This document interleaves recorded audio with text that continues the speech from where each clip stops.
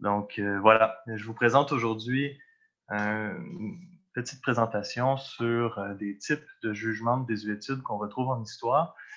Et comme c'est souvent le cas quand on fait des présentations de ce type à des philosophes des sciences ou des philosophes de sciences naturelles, il y a plusieurs dangers qu'il faut déjà nommer dès le départ, c'est-à-dire que on va souvent interpréter à partir de réflexes qu'on a de sciences naturelles.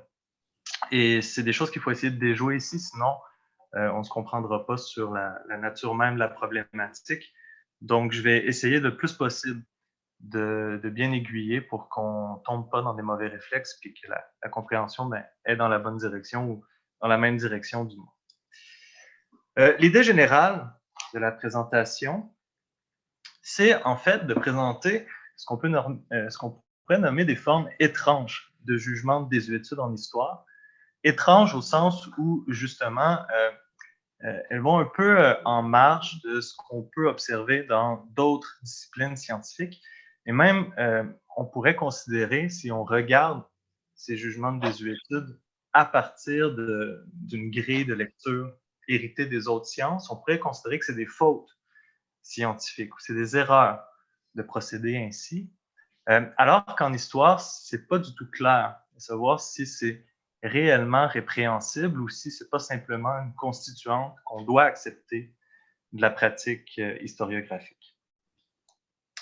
Donc, justement, ce que je vais tenter de mettre en lumière, c'est de montrer comment ces jugements étranges peuvent être, somme toute, justifiés à partir de certaines considérations qui proviennent de la philosophie de l'histoire.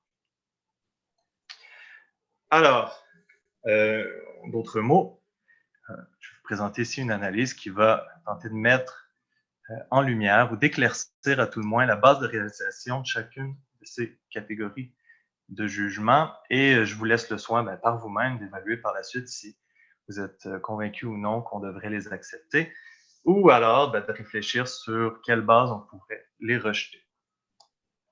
Il va y avoir 3 moments à la présentation. C'est comme un passage obligé. D'abord, un petit topo, cadre de départ, pour qu'on s'entende un peu sur la base à partir de laquelle on doit réfléchir. Et ensuite, je vous présente ces deux formes singulières. D'abord, la désuétude occasionnelle, c'est celle qui fait souvent le plus réagir. Et ensuite, la désuétude par l'élimination. Et je tiens à souligner que même si on parle ici de philosophie de l'histoire, c'est des problématiques qui s'étendent très bien à l'histoire des sciences et donc en bonne partie à plusieurs travaux que vous réalisez sans doute aussi de votre côté ou des travaux que vous sollicitez pour mener vos propres réflexions. Donc, à la fin du premier segment, sur le cadre de départ, il devrait y avoir chez vous le sentiment d'à tout le moins bien saisir ce dont il est question lorsqu'on parle de concepts colligés en histoire, et de comprendre le lien entre les concepts colligés et une notion qui est encore plus sophistiquée, celle de narratif en histoire. Pour les concepts colligés, pour commencer. Alors, un concept colligé, parfois on va lire aussi le terme colligation qui vient de colligatio, liaison. Qu'est-ce que ça désigne minimalement? Ça désigne un terme ou une série de termes qui rassemblent des données variées sous une conception unitaire. On a cette idée de liaison, c'est-à-dire qu'on vient réunir un ensemble de données variées qui ne sont pas forcément reliées par leur contenu seul les unes aux autres, mais dont la réunion crée une conception unitaire. Les exemples des exemples qui permettent vraiment de bien voir qu'est-ce qu'on veut dire. La Renaissance, ça peut être considéré comme un concept colligé. Le long Moyen-Âge, proposé par Le Goff, serait aussi un concept colligé, donc un terme ou une série de termes qui rassemblent autant des documents, des cours princières, de la littérature normative, des représentations iconographiques, des vieilles cartes d'époque, bref, des documents d'archives qui sont réunis pour créer une conception unitaire, comme la Renaissance, le long Moyen-Âge, ou encore une autre qui, je pense, explicite bien l'idée. C'est la grande renonciation aux vêtements que Flugel a proposé concernant l'abandon chez les hommes du vêtement d'apparat pour un vêtement plus simple et sobre après la Révolution française et les grandes révolutions dans l'histoire occidentale. Donc, les concepts colligés, ils sont au cœur de la pratique des historiens. Au sens où, si vous avez suivi, vous avez certainement suivi comme moi des cours d'histoire. On va constamment se faire présenter les périodes comme la guerre froide, le Moyen Âge, la Renaissance. On va parler de l'expansion chrétienne. On va parler de les mêmes Première Guerre mondiale, Deuxième Guerre mondiale. Bref, on rassemble une somme d'événements sous une conception unitaire. Et ces événements sont eux-mêmes compris par l'entremise de l'interprétation et du travail des sources d'archives. Donc, on pourrait, de manière, par extension, dire qu'un concept colligé, ça réunit plusieurs sources d'archives pour construire une compréhension générale. Donc, la question qui nous intéresse aujourd'hui, c'est de savoir sur quelle base les concepts colligés peuvent-ils être jugés désuets par des historiens. Qu'est-ce qui pourrait expliquer à l'avenir qu'éventuellement le concept de renaissance soit considéré comme dépassé par d'autres concepts colligés? Qu'est-ce qui pourrait expliquer, par exemple, que le long Moyen-Âge de Le Goff pourrait l'emporter sur le concept de renaissance de Michelet, par exemple? Et là, dans les premiers réflexes qu'il faut déjouer, il faut bien faire la distinction entre deux types de propositions qu'on peut retrouver en histoire. D'abord, les PHS, les propositions d'histoire simple, comme une proposition du type Napoléon Ier est né le 15 août 1769. C'est une proposition simple. Pourquoi? Parce que elle est dépendante du traitement et de l'interprétation du contenu des sources d'archives. Si on se dit, est-ce que c'est vrai ou faux, ou est-ce qu'on est justifié ou non empiriquement d'affirmer que Napoléon Ier est né le 15 août 1769, à ce moment-là, on va regarder dans les sources d'archives et on va évaluer, est-ce que les actes de baptême qu'on est capable de retracer, est-ce que certaines informations qu'on retrouve dans des lettres, des choses comme ça sur l'anniversaire, l'âge de Napoléon, nous donnent une forme de garantie épistémique pour affirmer qu'il est bel et bien né à cette année. Il faut, à l'inverse, ou du moins différencier avec ce qu'on peut nommer des propositions d'histoire complexes. Et là, je prends, pour nourrir un peu l'exotisme, j'aime bien prendre un exemple tiré de l'histoire du Québec. Si on prend une proposition comme l'élection de Maurice Duplessis amorce la grande noirceur au Québec, la grande noirceur, c'est un concept colligé. Au même titre que Renaissance ou Révolution française, c'est un concept qui rassemble une série d'événements ou de données d'archives diverses. Et cette proposition, contrairement à celle de Napoléon Ier qui est né le 15 août, elle n'est pas seulement, on ne peut pas seulement évaluer si elle est justifiée empiriquement sur la seule base des sources d'archives, au sens où on ne va retrouver aucune source d'archives qui fait mention même du concept de grande noirceur, mais aussi parce que le concept de grande noirceur, il vient importer sur le passé certaines considérations qui lui sont étrangères, qui sont externes. C'est en quelque sorte une lecture que l'on fait des événements. On vient connoter aussi, dans le cas présent, la période qui est visée ou la compréhension générale qu'on veut avancer. Donc, c'est ce qu'on va dire. On va dire que les propositions d'histoire complexe qui utilisent des concepts colligés, elles sont dépendantes de ce qu'on nomme un narratif. Est-ce que ça va jusqu'à maintenant? On suit bien? J'essaie de vous voir à distance, assis à vos places. Bon. Donc, ça, je vous l'ai expliqué. Grande noirceur n'est pas une information qui est contenue dans les sources. Ça dépend plutôt de comment on les organise, on les interprète. Et ça renvoie à une description historique un narratif. Donc, un narratif, comment on peut le comprendre? Je vous propose deux définitions possibles qui sont en fait basées sur le traitement de différentes écoles de pensée en philosophie de l'histoire.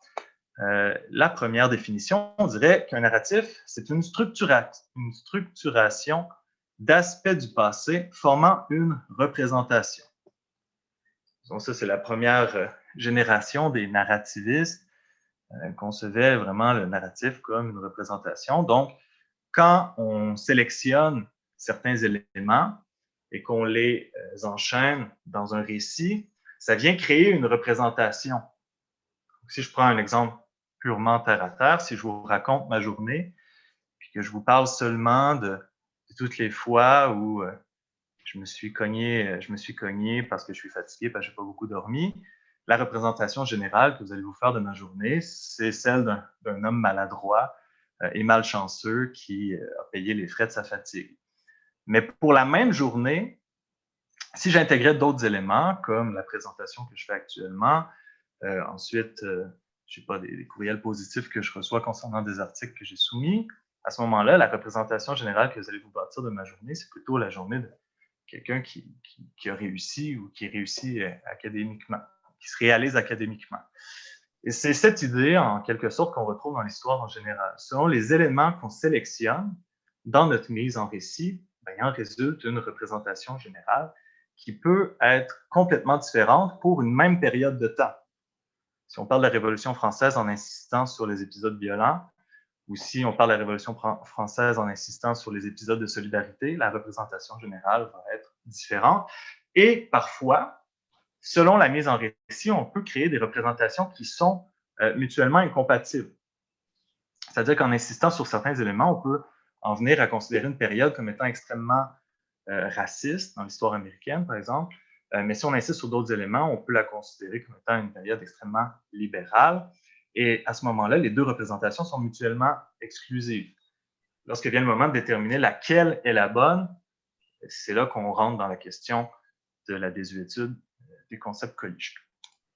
Deuxième définition qui peut nous sortir de certains problèmes liés à la notion de représentation, c'est, disons, une version un peu plus, en fait, qui vise ailleurs, c'est sur un autre terrain. Donc, on dirait un narratif peut être compris simplement comme la sélection et le séquençage d'éléments historiques produisant une description d'événements.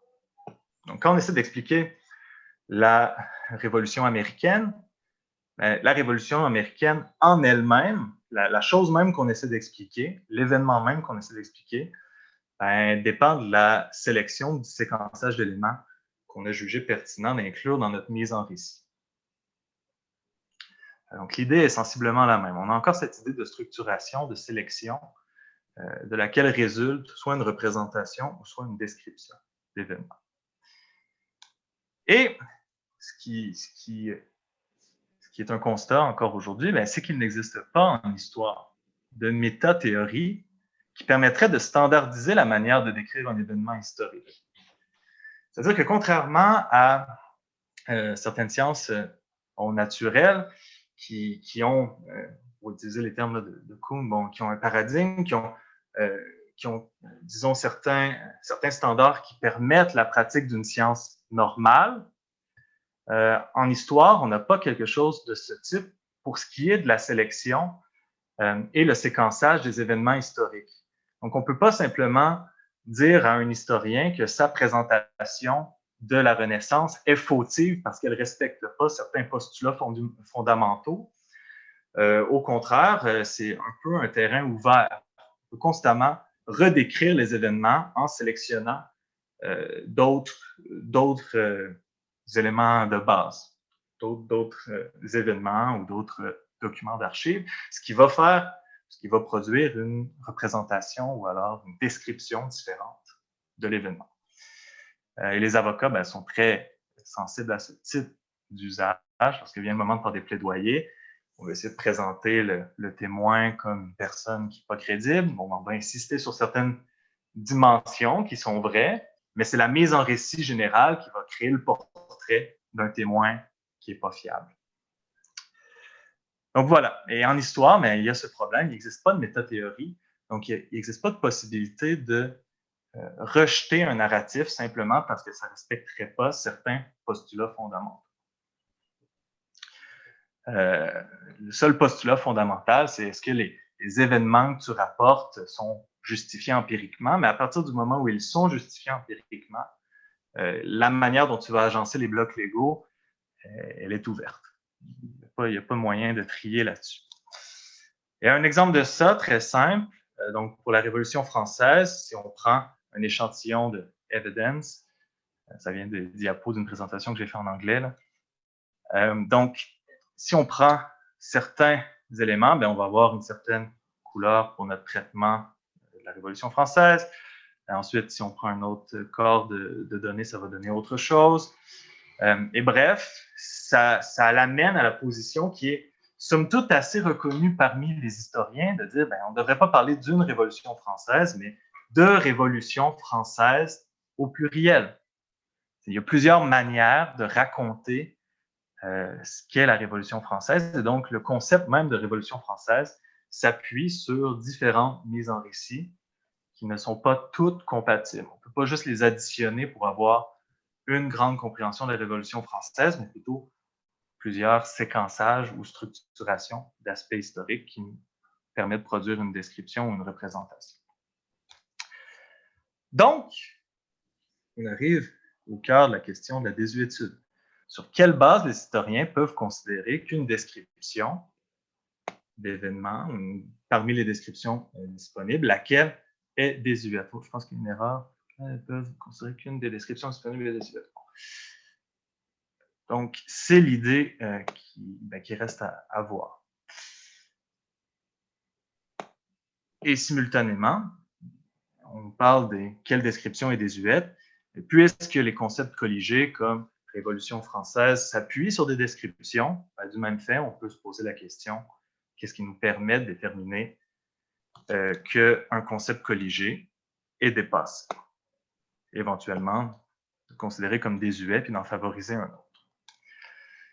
La réponse commune, c'est celle que j'ai eue souvent de la part de mes correcteurs ou des personnes qui ont regardé mes propositions d'articles.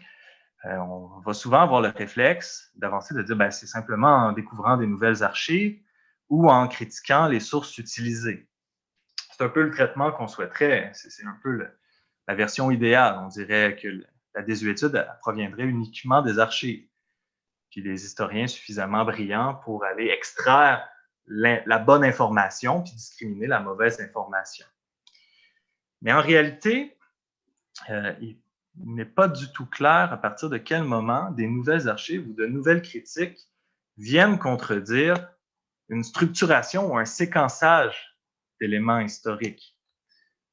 Pour vous redonner un exemple, même si on insiste sur la Révolution française en mettant de l'avant uniquement les épisodes violents, même si on découvre de nouvelles archives qui font preuve de certains moments de solidarité ou d'empathie humaine, ces nouveaux documents d'archives-là viennent, disons, affaiblir la représentation générale d'une Révolution française strictement violente, mais ne vient pas invalider la structuration même, la sélection des événements qui a été effectuée par l'historien. C'est un narratif, c'est pas tout à fait comme une théorie, au sens où on ne peut pas, à partir de nouvelles données, dire que le narratif est à discriminer. Le rapport est encore très difficile à déterminer. Et c'est ce qu'on appelle souvent, en philosophie de l'histoire, la conception journalistique naïve de l'histoire. C'est-à-dire que les historiens, ben, ils sont capables finalement de discriminer les différents travaux disponibles simplement sur la base des sources d'archives. Et c'est quand on était dans une conception positiviste de l'histoire, on était très, très, très enthousiaste à cette idée de dire que le travail seul des archives pouvait nous permettre de discriminer les différents travaux disponibles, ce qui aujourd'hui n'est plus du tout le cas. Il est vraiment très sceptique sur le pouvoir des sources seules. Donc ici, je vous présente deux scénarios qui ne correspondent pas à cette description journalistique naïve de l'histoire. Deux scénarios où il semble qu'au final, le travail par lequel l'historien en finit à juger un concept colligé comme étant désuet n'est pas simplement un travail d'archives, ni de découverte de nouvelles archives, ni de critique des archives déjà connues. Donc, deuxième moment de la présentation, les jugements de désuétude occasionnelle. Le terme occasion, c'est une expression qui vient de moi, jugement de désuétude occasionnelle. Le terme occasion, ici, il faut vraiment le comprendre dans un sens assez simple, de circonstances qui vient à propos, qui convient. Ce sont des circonstances qui sont externes au débat sur les archives. Donc, on peut dire qu'on a un JDO, un jugement de désuétude occasionnelle, qui survient lorsqu'un historien considère un concept colligé dépassé pour des raisons d'occasion externe au débat sur les archives. Ça, c'est donc la première figure étrange de la désuétude en histoire. Il y a deux types de raisons que je peux vous donner comme exemple. Il y en a plusieurs autres, sans doute. Et pour le moment, c'est simplement de vous donner une compréhension de ce qui est visé. On peut parler de raisons esthétiques. Ça fait vraiment grincer des dents. Même moi, quand j'étais dans ma formation comme historien, quand j'entendais des choses de ce type, ça pouvait frustrer certaines intuitions scientifiques. Mais l'idée, au fond, c'est de dire que la structuration, le séquençage présent dans un narratif correspond à une vieille manière d'écrire l'histoire. Et à ce moment-là, on considère que le concept est désuet, non pas parce qu'il y a des nouvelles données d'archives, non pas parce qu'il y a un nouveau traitement des données d'archives, mais simplement parce que la manière de mettre en récit est considérée comme dépassée. Comme on pourrait lire des romans écrits il y a 30 ans, puis dire « Ah, c'est plus la norme par laquelle on devrait écrire une histoire. » Un exemple, encore je vous sers dans les exemples québécois, donc un narratif qui serait manichéen, qui présenterait au Québec la population francophone, la population anglophone, comme deux forces antagonistes qui s'affrontent. Aujourd'hui, chez les historiens québécois, c'est considéré comme désuet sur la simple base de l'évolution de la pratique d'écriture de l'histoire et de la mise en récit chez les historiens. À ce moment-là, on dirait quelque chose comme ce n'est pas une bonne manière de présenter l'histoire en général, pas simplement l'histoire du Québec, mais dire c'est pas une bonne manière de présenter l'histoire en général, de la mettre en récit, que de créer deux grands antagonistes qui s'affrontent avec certains gentils et certains méchants. C'est vrai que c'est plus dans nos sensibilités esthétiques, on va plutôt tenter de comprendre les motivations de chaque individu. On va moins penser les catégories comme étant des populations unifiées, homogènes. Bref, on considère que l'histoire doit être écrite d'une autre manière. Et en ce sens-là, on peut considérer quelque chose de désuet sans qu'il y ait eu aucune forme d'avancement sur le plan empirique. Et un exemple, justement, de récit manichéen qu'on trouve dans l'histoire québécoise, c'était le concept colligé de décapitation sociale de l'élite canadienne-française, c'est-à-dire qu'au lendemain de la conquête de la Nouvelle-France par les Anglais, une série de lois, une série de mesures qui ont été appliquées, qui ont fait en sorte que les élites canadiennes-françaises sont rentrées en France. À ce moment-là, Brunet proposait l'idée d'une décapitation sociale de l'élite canadienne-française pour décrire cette période.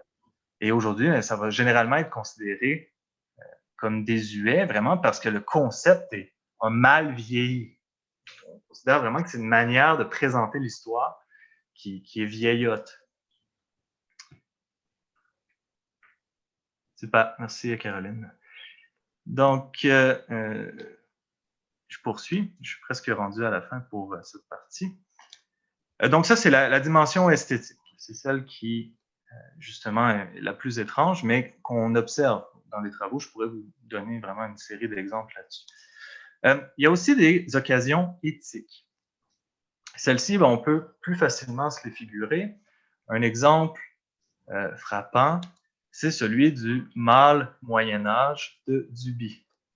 Vous avez probablement entendu la prononciation très québécoise de l'accent circonflexe. Donc, le mâle Moyen-Âge de Duby, qui aujourd'hui peut être contesté sur une base empirique. Il y a certaines historiennes, surtout des historiennes, qui vont contester le concept sur une base empirique, mais on peut aussi le contester sur une occasion éthique.